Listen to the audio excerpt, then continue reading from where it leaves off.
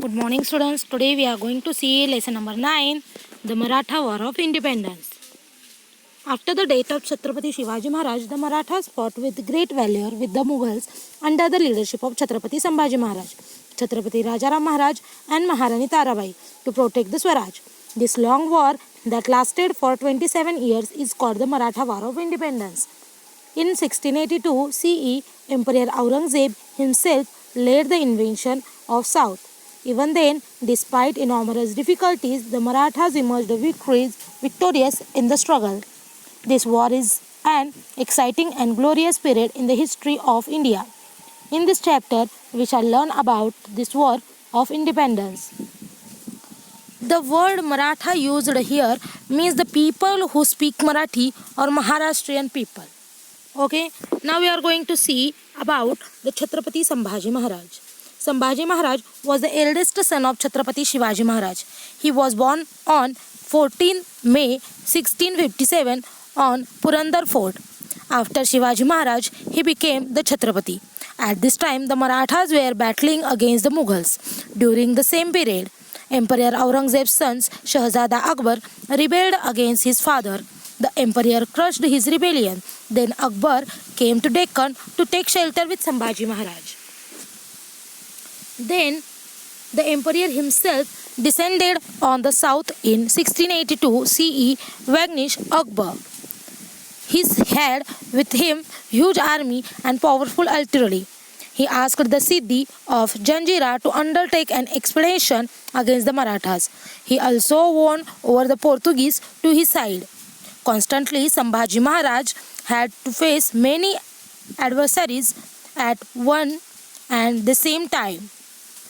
The region of Sambhaji Maharaj marks the first chapter of Maratha War of Independence after Shivaji Maharaj. Shivaji Maharaj had given him excellent education in civil administration and military campaigns. Sambhaji Maharaj had begun to take interest in the administration of the state and the command of army from the age of 14 years. While he was still prince, he had led attack on many territories of the Mughals and the Adil Shah. Then, French traveler Abbe Carey says about the battle skill. Even though the prince is young, he is courageous and brave like his father as famous for. When Sambhaji Maharaj became Chhatrapati, the war with the Mughals became fiercer. Aurangzeb wanted to occupy region from Kabul to Kanyakumari and create a grand unified Mughal empire. His dream was to destroy the Maratha state completely using his military and financial powers. But Sambhaji Maharaj shattered his dreams with his bravery and military skills. Troops of Maratha army attacked many of the Mughal territories. Though the emperor generals tried very hard for a long time, they couldn't win the Maratha fort of Ramsej near Nashik. Thus, Sambhaji Maharaj valor brought Aurangzeb to his knees. When he removed his turban in frustration and threw it on the floor, he made a vow that until he had vanished, Sambhaji would not wear the turban. Sambhaji Maharaj has rendered Aurangzeb helpless to his extent. Campaign against the Siddhi. The Siddhi of Janjira used to harass the people in Maratha territory. He used to raid, burn and loot the Maratha territory and commit atrocities. Shahzada has described him as a rat in the house. Sambhaji Maharaj started a campaign against him in 1682 CE. His army laid a sign to Siddhi's Dandarajapuri fort and battered the fort of Janjira with the artillery. But at the same time, the Mughal army invaded Swaraj. Sambhaji Maharaj had to abandon the Janjira campaign and turn back. Campaign against the Portuguese. The Portuguese of Goa joined hand with the emperor against Sambhaji Maharaj. So, Sambhaji Maharaj decided to teach a lesson to the Portuguese. And he attacked the Revananda fort of Portuguese in 1683 C. To counter this, the Portuguese laid aside to Gofonda fort of Maratha on the Goa border. The Marathas broke through the sign of attacked Goa. In this battle, Yesaji Kankar shows a great valor. The Portuguese governor got wounded and retreated. Sambhaji Maharaj followed him. The Portuguese were in a deep trouble. At this time, Sambhaji Maharaj got the news that the Mughals had attacked South Konkan. Therefore, he had abandoned winning campaign of Goa and returned to fight with the Mughals. The end of Adil Shahi and Qutub Shahi. Aurangzeb did not succeed the campaign against the Marathas. Therefore, he suspended the campaign. Then he returned towards the kingdom of Adil Shah and Qutub Shah and conquered them.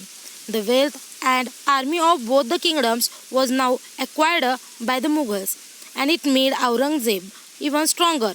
Then he concentrated all his might on defeating the Marathas. He attacked their territory from all sides. The Maratha army generals Hambirao Mohiते got killed during the encounter with the Mughals army. Due to this blow, the military strength of Sambhaji Maharaj was weakened. Administration of Sambhaji Maharaj. Even though Sambhaji Maharaj was busy fighting on various battlefields, he did not ignore the administrative responsibilities. He continued the prompt justice and revenue system, which was the characteristic of Chhatrapati Shivaji Maharaj era. He severely punished the landlords who harassed common people and who rebelled against Swaraj. He gave administration power to Maharani Yesubai. He gave her her own stamp. He continued the legacy of Shivaji Maharaj's welfare policies. Sambhaji Maharaj knew the Sanskrit and many other languages well. He studied many ancient books on the policy and wrote their gifts in a book is called the Buddha Bhushanam. Death of Sambhaji Maharaj. Aurangzeb was trying very hard to defeat the Sambhaji Maharaj. He had placed the Mukarrab Khan in charge of Kolhapur province. Mukarrab Khan learned that Sambhaji Maharaj was Sangameshwar in Konkan. He raided the place and captured Sambhaji Maharaj. When Sambhaji Maharaj was taken to the emperor, he faced him fearlessly. By the emperor's order, he was brutally put to death on 11th March 1689. This Maratha Chhatrapati did not compromise his self-respect and faced his death nobly and bravely. The Maratha took inspiration from the sacrifice and intensified their fight against the Mughals. Chhatrapati Rajaram Maharaj. Chhatrapati Rajaram Maharaj was the second son of Chhatrapati Shivaji Maharaj. He was born on 24 February 1670 on Raigad. He became Chhatrapati after the death of Sambhaji Maharaj. Now Aurangzeb thought that his dream of winning the Maratha kingdom would be released. He sent Zulfi Khan to put Raigad under sign. That time, Rajaram Maharaj and his wife Maharani Tarabai and Sambhaji Maharaj's wife Maharani Yesubai and his son Shahu were on Raigad. It was risky for all members of the royal family to stay at one place. Maharani Yesubai tackled this unprecedented calamity very bravely, resolving that she would not surrender to the Mughals under any condition. She took many important political decisions on Raigad. It was decided that Rajaram Maharaj should escape from Raigad and, if necessary, go to a far-off place like Jinji. It was decided that the fight to defend the Raigad would continue under the leadership of Maharani Yesubai. Maharani Yesubai chose to make Rajaram Maharaj and not her own son Chhatrapati. Her decision is a shining example of her love for Swaraj and extreme selflessness. She kept the Maratha Chhatrapati secure without regard for her own life or that of her son. Rajaram Maharaj leaves for Jinji. On 5th April 1689, Rajaram Maharaj escaped from the beside Raigad with a few of his associates. He decided to go south to Jinji. The Jinji fort was invincible. It was not an easy task for Mughals to capture this fort. Rajaram Maharaj took his faithful Sardars like Prahlad Niraji, Khandobalal, Rupaji Bhosle and managed to reach Jinji. The moment of the Marathas. It was difficult to defend the Raigad fort against the might of the Mughals. The Mughals captured Raigad in November 1689 and arrested Maharani Yesubai and Shahu.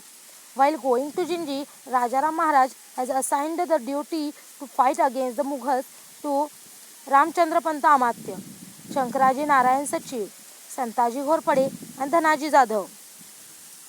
From the Marathas' point of view, the situation was critical. Aurangzeb had enticed many Maratha Sardars to his side by giving them watans and jagirs. Rajaram Maharaj also used the same tactics to thwart the Mughals' plans. It was promised that if Maratha Sardars captured a Mughal territory, it would be given to him as a jagir. Due to the promise, many capable Maratha Sardars came forward. They started invading the Mughal territories with vigor and defeated Mughal generals. Santaji and Dhanaji were at the forefront in this action. Against their surprise attack and guerrilla tactics, the enormous amount of war material and heavy artillery of the Mughals were of little use. The Mughals' forces were at their wits' end. On one occasion, Santaji Ghorpade and Vithoji Sawan even carried away the golden pinnacle of Emperor's own tent in a surprise attack. Now, sign of Jinji. Once Raigad was captured, the emperor sent Zulfikar Khan to south of campaign of Jinji. He laid sign to the fort of Jinji. The Marathas defended the fort bravely for nearly 8 years. The Mughal forces engaged in Sine were fiercely attacked from outside by Santaji and Dhanaji. Rajaram Maharaj escaped through the Sine and returned to Maharashtra. Later, Zulfikar Khan captured the fort of Jinji. Return of Rajaram Maharaj to Maharashtra gave a boost to the Maratha activity. The Marathas attacked the Mughal territories of Khandesh, Varhad and Beglan. Rajaram Maharaj inspired hundreds of brave Marathas warriors like Santaji and Dhanaji with the understanding, nature of and statesmanship. He motivated them to protect the Swaraj and thus performed a very valuable task. But even as all was taking place, Rajaram Maharaj died on 2 March 1700 on Sinhagad after a short period of illness. Rajaram Maharaj was thoughtful that and kind-hearted. He brought together all the capable people in the Maratha Empire. He united them, created a new enthusiasm among them. After the death of Sambhaji Maharaj, he fought against the Aurangzeb for 11 years with a great courage and tenacity.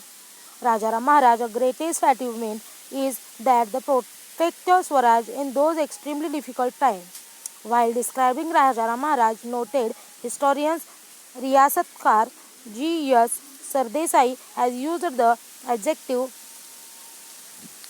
Sritibudsi, means level-headed. He cannot describe in better words than this. Next it is Maharani Tarabai. After the death of Chhatrapati Rajaram Maharaj, Aurangzeb thought that he had won the war against the Marathas, but it was not so. Aurangzeb was winning battle after battle, but he could not win the war. Maharani Tarabai, the capable wife of Rajaram Maharaj, came forward to lead the Swaraj movement in the extremely unfavorable circumstances. Contemporary Mughal historian Khafi Khan describes Maharani Tarabai as an intelligent and knowledgeable woman. Her management of army and administration had won renown even during the rule of husband. After the death of Chhatrapati Rajaram Maharaj, Maharani Tarabai continued the Swaraj struggle bravely with the help of her Sardars.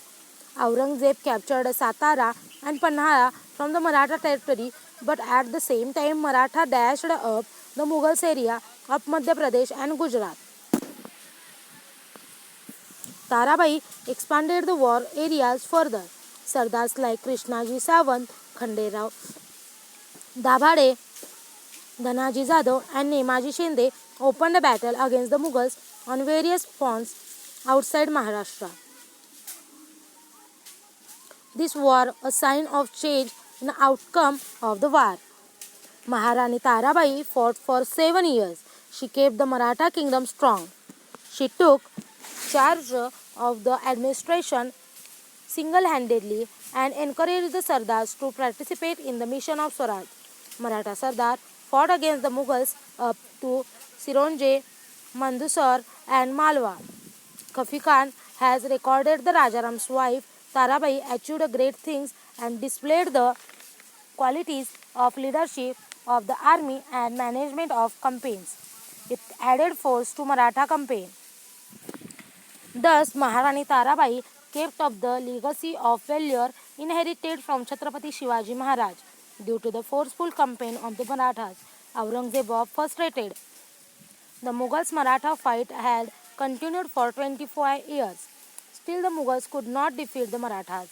In these circumstances, Emperor Aurangzeb died in 1707 CE at Ahmednagar. The Maratha War of the Independence ended with his death. The Maratha War for Independence was fought between the Mughals emperor agreed to expand the empire and split in independence of the Marathas. The Marathas emerged victories in it. After the death of Aurangzeb, they led the other in filling the vacuum in political arena. They controlled the throne of Delhi, ran the affairs of almost all parts of Hindustan and protected it. Therefore, the 18th century is known as the century of the Maratha. In the next chapter, we will see the achievement of Maratha in that century. Here our lesson number 9 is completed. You should solve the exercise below it.